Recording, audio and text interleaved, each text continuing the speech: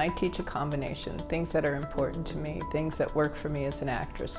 When actors come to me, the first thing I try to do is evaluate where they are and what they need. Some actors need confidence. They need to know who they are.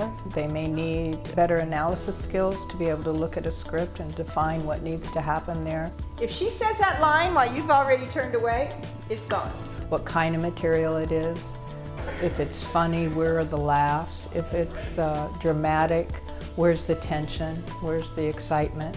Some of my class is about teaching an actor to let go and feel and trust their emotions, and also develop an acceptance and a love for themselves as a human being and their abilities and what's unique about them and how they can put that into the work that they do as an actor, because that's really what it's all about.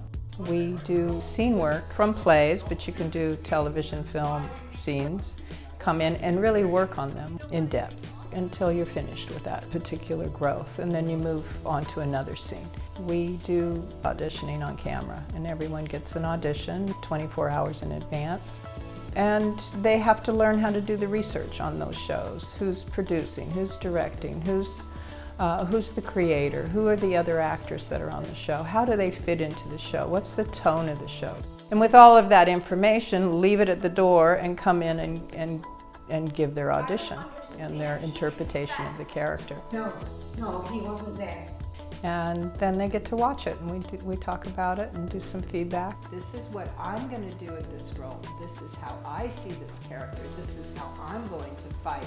These are the risks I'm going to take when I'm on the set. I really focus on developing their technique and learning to express themselves freely. I use the Eric Morris technique for that.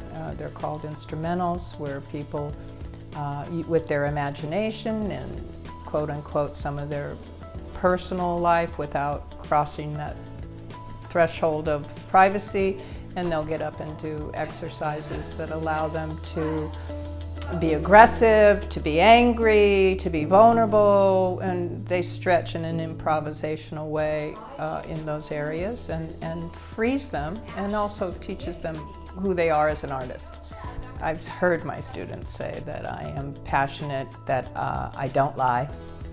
I confront them and demand from them the best. I push them beyond what they think their limits are, but I know they're not. And they're going to get absolute honest feedback from me. There's no bullshit in what I do. I'm going to tell you the truth, and I think they love that. I think they grow to trust that, and they know that if I see bullshit, I'm going to call bullshit.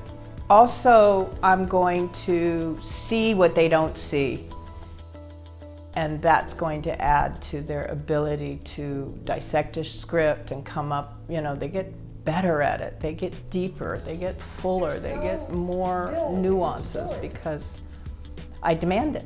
So I hope that they walk away as artists, not as quote-unquote stars, because an artist who becomes a star can really contribute to society in the areas that they believe are valuable or need their presence. Art's all about reflecting back to society the things we need to look at.